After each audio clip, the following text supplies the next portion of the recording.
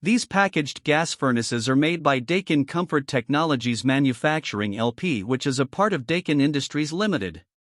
The units have all aluminum evaporator coils which resist corrosion and variable speed blower motors for quiet and efficient operation. They use louvered metal panels to protect the condenser coil from mechanical damage, which is superior to brands that use wire grills. The units use aluminized steel tubular heat exchangers which resist corrosion, but they are not as durable as brands that use stainless steel construction. They are sold through an authorized dealer network, but their warranty on the heat exchanger is not very good when compared to other brands. The units use R410A refrigerant, which is not as environmentally friendly as brands that use R32.